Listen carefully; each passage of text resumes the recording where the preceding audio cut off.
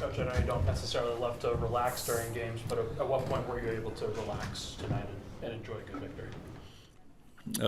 When the final buzzer went off.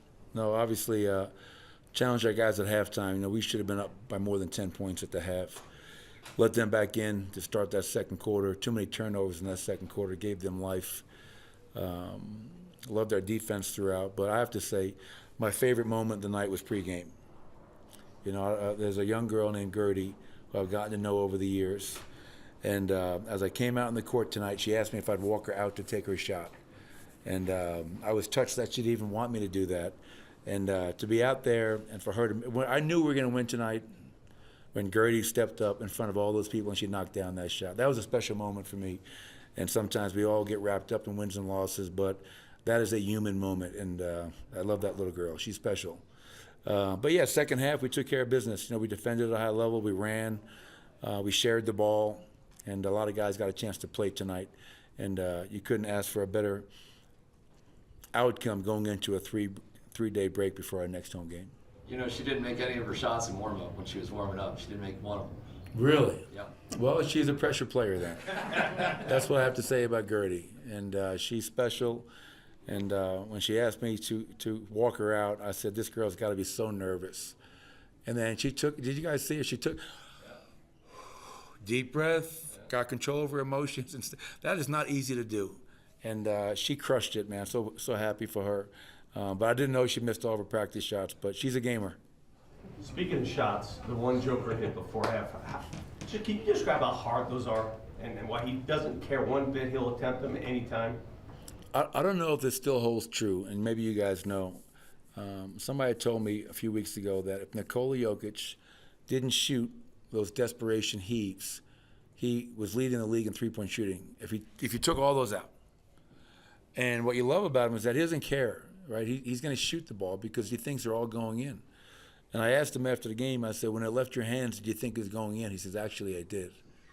Like, the way it came out, and we all know this. We've gotten spoiled watching him, but the touch that he has, the shot-making ability that he has is just incredible. And, that put us up by 10 at the half. But yeah, Nikola continues to find ways to impress, which is really hard to do for a player with as many accomplishments as he has. It felt like Peyton Watson, those back-to-back dunks kind of snapped everybody into it and got the crowd into it and the team as well. Did you feel that moment there with him in the second Yeah, half? I was laughing because he gets a dunk and he lands hard. Like I was like, oh, is he okay? He's kind of jogging back. Oh, I'm hurt. We get the steal, then he sprints. It's amazing how guys miraculously become healthy and they can sprint when, oh, we're on offense now. But Peyton I challenged him. I said, you're going to start tonight. I want you to guard Colin Sexton. I want you to be a guy that we can put on a matchup and try to make life hell for that player. And Peyton was our defensive player of the game tonight. I felt he did a really nice job for us. He's playing good basketball for us right now, and that's great to see because he's an important piece for this franchise, not just this year, but obviously moving forward. More impressive, the 13 blocks or the 12 steals? Both. I mean, obviously the defensive number is 35% from the field, 17% from three, but to have that kind of activity, I don't remember the last time the Nuggets had double-figure blocks and steals in a game. It hasn't happened very often. But, yeah, I think both of those stats, to your point, Scott, just spoke to the energy and activity that we were playing with. There's a moment that the third quarter, I think second half, where Zeke hit his second three timeout. Looked like you kind of said something to him. We're happy for him. Just, how important is he kind of going into, these playoffs to get his confidence up, especially after the DMP against Milwaukee? Yeah, I mean, let's be honest. I think if you go all the way back to the game in Charlotte, when we had some injuries, and Zeke was called upon, and he answered in resounding fashion, in my opinion. And obviously, when we're fully healthy, it's hard to play everybody.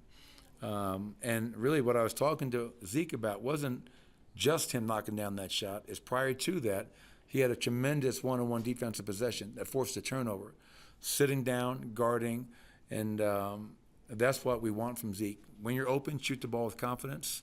But on that defensive end, we're going to switch with him quite a bit and sit down and guard and be a rim protector. And Zeke, another guy that had a nice impact for us tonight. 3 blocks and knocks down 2 threes to your point. So good game for Zeke Naji. Coach, you've got 3 days off now before Minnesota. Most coaches would be really happy. We get to rest, we get to prepare.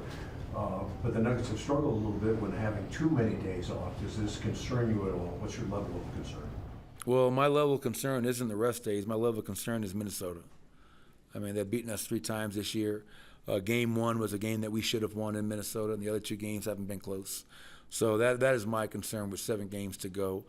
Can we find a way to get the required rest that we all need, players, and then just find a way to compete and beat the T-Wolves? Because, I'm tired of losing to them.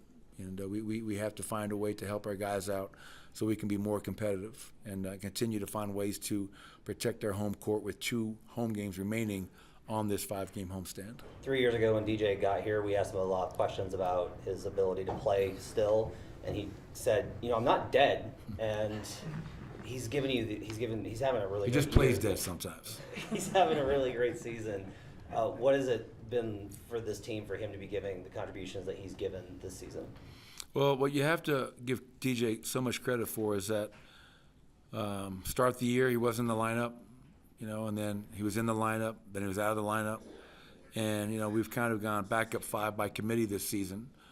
And what DJ gives us, he gives us rim protection. He gives us tremendous rebounding.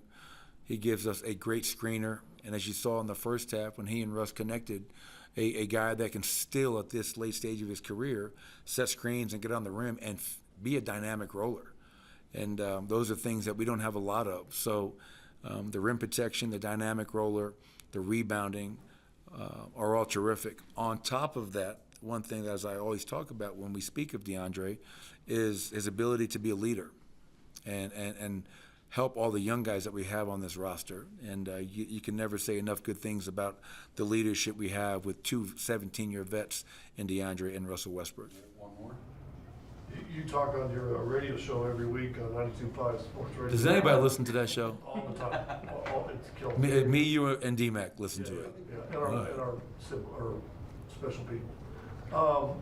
When guys like, Spencer comes in late, PJ Hall comes in late, you guys, the enthusiasm from guys that are playing 30 minutes for guys that are going to be, they might be here for 2 days, they might be here for 1 day, whatever it is. It really, I just think it says something about your guys' chemistry. And I know these guys won't be able to play in the postseason, but to me, that's special about you guys. No, I would agree with that, Scott. I think it's a great sentiment. We don't have selfish guys. We don't have me guys. We have we guys. And we always talk about family and being connected and rooting on somebody and being happy for their success. Get over yourself. It's not about you. It's about our team, the collective.